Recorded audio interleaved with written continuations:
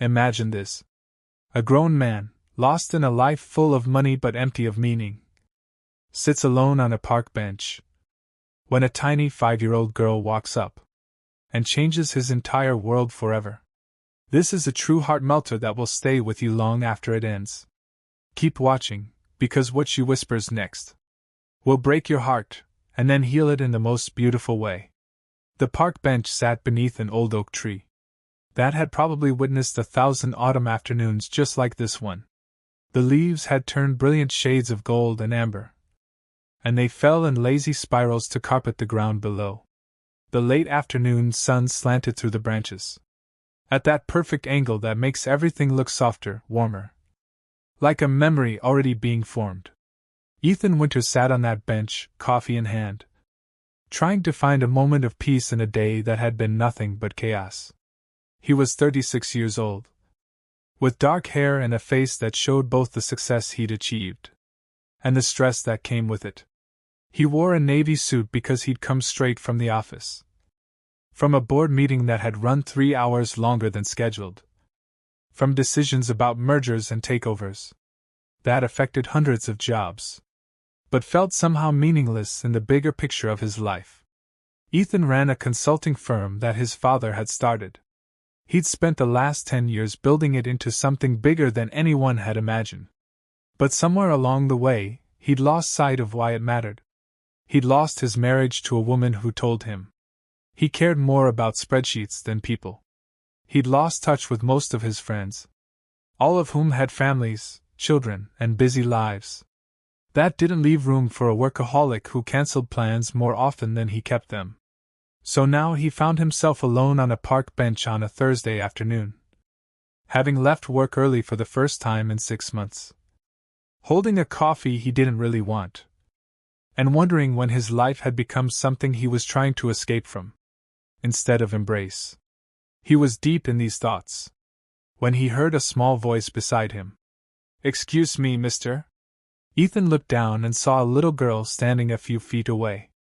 She couldn't have been more than 5 years old, with blonde curls that caught the golden light, and wide eyes that held a mixture of hope and nervousness. She wore a teal-blue dress with white trim, white tights, and pink sneakers that had seen better days. In her hands she clutched a handful of envelopes. "Hello?" Ethan said, glancing around for a parent or guardian. The park wasn't crowded, but there were a few people scattered about, enjoying the beautiful afternoon. He couldn't immediately tell who this child belonged to. "Are you by yourself?" Ethan asked gently. "No, my mommy's over there," the girl said, pointing toward a bench about 30 yards away. Ethan could make out a woman sitting there, watching them. She raised a hand in a small wave, letting him know she could see her daughter. "She said I could give out my invitations, but not to go too far, and not to bother people if they look busy." "I'm not busy," Ethan said, and realized with a start that it was true. For the first time in years, he truly had nowhere he needed to be. The little girl brightened. "Really? Because I'm having a birthday party and I'm inviting everyone in the park today. I'm going to be 6 on Saturday." She held out one of the envelopes. Ethan could see it was handmade. Pink construction paper covered with butterfly and flower stickers, and the name spot left blank because she didn't know his yet. Ethan took the invitation carefully, touched by the care that had clearly gone into making it. "That's very nice of you to invite me. What's your name?" "Lily," the girl said. "Lily Patterson. What's your name?" "Ethan Winters." "Nice to meet you, Lily." "Nice to meet you too, Mr. Ethan." Lily shifted the remaining envelopes to one hand and brushed a curl out of her face with the other. "My party is at my house at 2 o'clock on Saturday. There's going to be cake and games and everything. Well, maybe not everything, but a lot of fun things. Mommy promised." "That sounds wonderful," Ethan said. "I bet you're excited." Lily nodded excitedly, but then her face grew more serious. "I am excited, but I'm also a little worried." "Why are you worried?" Ethan asked, his full attention now on this small person, who had walked up to him out of nowhere. with handmade invitations and honest eyes. Lily looked back toward her mother, then back at Ethan. When she spoke, her voice was quieter, more careful. My mommy's sick. She has cancer. Do you know what cancer is? Ethan felt something tighten in his chest. Yes, I do. I'm sorry to hear your mom is sick. She's been sick for a while, Lily continued, with that matter-of-fact tone kids sometimes use when they talk about hard things. She had to go to the hospital lots of times. And sometimes she feels really, really tired. But she's getting better now. The doctors say she just gets tired more than other mommies. Ethan didn't know what to say, so he just listened. The thing is, Lily went on, I wanted a big party like my friend Emma had, with lots of people and decorations and a bouncy castle. But Mommy said we need to have a smaller party, because we can't spend too much money right now. Medical bills, she said. And because she might get too tired if it's too big. Lily looked down at her pink sneakers. I said that was okay, because I don't want Mommy to be more tired. But then I got sad, because I thought maybe not many people would come to a small party. So you decided to invite people from the park? Ethan asked gently. Lily nodded. Mommy said it was okay as long as I asked permission, and didn't go far away where she couldn't see me. She said it was creative problem solving. She looked up at Ethan with those wide eyes. I've invited 7 people so far. 2 said yes, 3 said no, and 2 said maybe. What about you? Will you come to my party? Ethan looked at this brave little girl, who was inviting strangers because she wanted her party to feel full. Wanted her mother to see that people cared, even when money was tight and life was hard. He looked at the homemade invitation in his hands, at the stickers placed with such care, at the crayon writing that spelled out all the details. Lily, he said, I would be honored to come to your party. Lily's face lit up like sunrise. Really? You'll really come? Really, Ethan promised. That's so great, Lily said. Then she leaned in a little closer, her voice dropping to a whisper. And Mr. Ethan, when you come, could you maybe smile a lot? Mommy's been worried the party won't be fun, because we can't do all the big stuff. But she'll still smile if she sees people are happy to be there. She always smiles when other people are happy, even when she's tired or not feeling good. So if you could smile, that would help. Ethan felt tears sting his eyes. He had to take a moment before he could answer. Here was this child, facing her mother's illness and money worries. And her biggest concern was making sure her mom would smile at the party. I promise I'll smile, Ethan said. In fact, I'll do my best to make it a great party for both you and your mom. Would that be okay? That would be really, really okay, Lily said solemnly. She waved goodbye and ran off to invite the next person, leaving Ethan on the bench holding a pink envelope covered in stickers. He watched her mother stand up and meet her halfway, crouching down to hear how it went. The woman looked tired even from a distance, but she smiled at whatever Lily was telling her. And Ethan could feel the love between them. He opened the invitation. Inside was another piece of construction paper folded in half. You're invited, was written in careful letters at the top. Below that were the party details, Saturday at 2 p.m. An address in a modest but decent neighborhood. And a note at the bottom that said, Please bring yourself and a smile. No gifts necessary. Ethan pulled out his phone and added the party to his calendar. Then he did something he hadn't done in years. He left work early the next day, and went shopping. Saturday afternoon, Ethan pulled up to the address. It was a small house with a neat yard, decorated with balloons and a handmade "Happy Birthday, Lily" banner. He could hear music and children's laughter coming from the backyard. Ethan had spent most of Friday evening and Saturday morning preparing. His car was packed with surprises he hoped would make Lily's day magical, without taking away from what her mother had already planned. He knocked on the door. It was opened by a woman in her early 30s, with blonde hair like Lily's and the same kind eyes. She looked thin and tired, but her smile was real. "Hello?" she said. "You must be one of Lily's park invitations. I'm Claire, Lily's mom. Thank you so much for coming. Please don't feel you have to stay if you have other plans. I know my daughter can be very persuasive. I'm Ethan Winters," he said, "and I'm happy to be here. Actually, I was hoping I could talk to you for a moment before I go out back. Is that okay?" Claire looked curious but nodded, stepping outside and closing the door. "Is everything all right?" "Everything's fine," Ethan said. "It's just Lily invited me, and we talked about how you've been sick. How the party has to be smaller this year. I was hoping you'd let me add a few things to make the day extra special." Claire's face became guarded. "Mr. Winters, that's very kind, but I can't accept charity. We're doing fine. The party might be simple, but it's enough." "I understand," Ethan said gently, "and I respect that. But this isn't charity.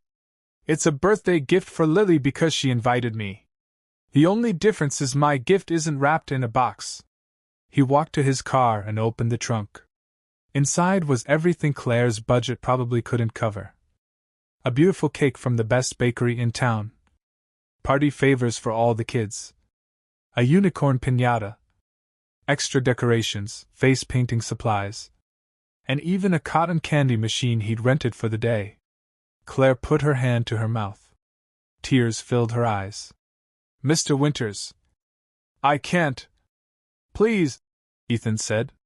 "Lily told me something I can't stop thinking about.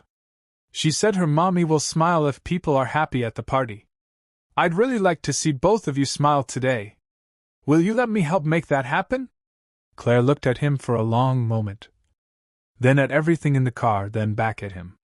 "Why are you doing this? You don't even know us." "Because a brave little girl invited a stranger to her party. And reminded me there are more important things in life than what I've been chasing. Because I can help, and I want to. Because sometimes we all need someone to show up for us when times are hard. And because Lily asked me to smile. And I realized I haven't had much to smile about lately. This gives me something to smile about." Claire wiped her eyes. "You're going to make me cry before the party even starts." "Happy tears?" Ethan asked. "The happiest," Claire said. They spent the next 20 minutes setting everything up. When Lily saw what Ethan brought, she threw her arms around his waist and squeezed tight. "You brought a real unicorn piñata? And is that cotton candy? I've always wanted to try cotton candy." "Happy birthday, Lily," Ethan said, grinning down at her. The party was a huge success. 15 kids ended up coming. School friends, neighbors, and 3 strangers from the park who had said yes to a little girl's invitation. Ethan ran games, spun cotton candy, made sure every child felt included and had the time of their lives. But his favorite moments were the quiet ones. Catching Claire's eye across the yard and seeing her smile as Lily laughed. Helping a shy boy get a spider painted on his cheek and watching him light up. The moment Lily blew out her candles, looked straight at her mom. And everyone felt the love in that look. As the party wound down and parents came to pick up their kids, Claire found Ethan packing up the cotton candy machine. "I can't thank you enough," she said. "This was the party Lily dreamed of. And I couldn't have given it to her on my own. You gave her everything that mattered," Ethan said. "Love, attention, letting her solve the problem by inviting people from the park. I just added some cotton candy and balloons." Claire smiled. "You added much more than that. You were here, fully here, the whole time. You played games, talked to the kids, made everyone feel special. That's a gift that doesn't come in a box." Ethan realized she was right. He hadn't checked his phone once. He hadn't thought about work. He had simply been present. "Can I ask you something?" Claire said. "Lily said you looked sad when she first saw you in the park. Are you okay?" Ethan thought about it. "I've been going through the motions instead of actually living. I built a successful business, but I forgot why success matters. I think I forgot what matters, period." Then your daughter invited me to her party, and reminded me. What did she remind you? Claire asked softly. That connection is what matters. Showing up. Being present. Making someone smile even when you're struggling yourself. Lily said her mommy would smile if people were happy. Even though you weren't feeling well. That kind of love, that kind of selflessness. That's what I'd lost sight of. Claire's eyes filled with tears again. Being sick has taught me a lot about what really matters. When you face the chance of not being here, you realize time is the most precious thing we have. Not money, not success, just time. Time with the people we love. Time to be fully present instead of always thinking about the next thing. Time to watch sunsets, eat cake, and hear our children laugh. How are you doing now? Ethan asked. Lily said you're getting better. I am, Claire said. The outlook is good. It's been a hard year medically, financially, emotionally. But I'm grateful for every day I get with Lily. I'm trying to teach her that love is more important than things. That what we have is enough, even when it's not much. Before Ethan could answer, Lily ran up holding a piece of birthday cake on a plate. Mr. Ethan, you didn't get any cake yet. Here, I saved you a piece with extra frosting. Because you brought the unicorn piñata. Ethan took the plate with a serious nod. Thank you, Lily. This looks delicious. Did you have fun at my party? She asked. I had the best time, Ethan said honestly. In fact, this was the best party I've been to in years. Lily beamed. Good. And look. She pointed across the yard to her mother. Mommy's smiling. I told you she would if people were happy. Ethan looked at Claire, smiling through her tiredness. And he felt a real smile spread across his own face. One that came from deep inside. Over the following months, Ethan became a regular part of Lily and Claire's lives. He came to Lily's school play and sat beside Claire. He brought groceries when Claire was too tired to shop. He took Lily to the park on Saturdays so Claire could rest. He didn't do it out of duty or pity, but because these two had become his friends, had reminded him what mattered, had given him a reason to leave the office at a decent hour, and actually live in the world again. He made changes at work too. He stepped back from daily operations, hired a strong team, and rediscovered the joy of mentoring instead of just managing. He quietly started a foundation to help families buried in medical debt. Because he'd learned from Claire that dignity matters as much as the help itself. A year after Lily's 6th birthday, Ethan was back on that same park bench. Autumn again, leaves falling in the same lazy spirals. But this time he wasn't alone. Claire sat beside him, watching Lily, now 7, play on the swings. Claire's hair had grown back thick and shiny after treatment. Color was back in her cheeks, and she looked healthy, happy, alive. I've been thinking, Claire said, about the day Lily invited you to her party. How one small act of courage from a 5-year-old changed everything. She changed my life, Ethan said simply. I was lost, and I didn't even know how lost. Until a brave little girl walked up and asked me to come to her party. She taught me that showing up matters. That being present is a gift. That making someone smile is worth more than any deal I could close. She thinks you're magical. Claire laughed. She told her teacher you're like a fairy godfather who showed up and made her birthday wish come true. The truth is the opposite, Ethan said. She made my wish come true. I just didn't know I had one until she appeared. Claire took his hand. They sat in comfortable silence, watching Lily soar on the swing. 6 months later, on a soft spring afternoon, Ethan proposed to Claire on that very same bench. Lily was the one who carried the ring in a tiny box, and asked, Mr. Ethan, will you be my forever fairy godfather? At their wedding, 8-year-old Lily gave a speech she'd written herself. She stood at the microphone, confident and proud. When I was 5 3/4, I invited a man in the park to my birthday party. I didn't know he would become my best grown-up friend. I didn't know he would teach me about kindness, about showing up, about being there for people. I didn't know he would make my mommy smile. Even when she was sick and tired. I just knew he looked sad. And I wanted him to come to my party. And now he's going to be my daddy. And that's better than any birthday present ever. There wasn't a dry eye in the room. As Ethan danced with Claire at the reception, holding her close, he knew the truth deeper than ever. Success isn't measured in dollars or titles. It's measured in presence, in connection, in the smiles you help create, and in the lives you show up for. Because sometimes all it takes is one little girl with handmade invitations, and a heart big enough to invite a stranger, to remind us what really matters.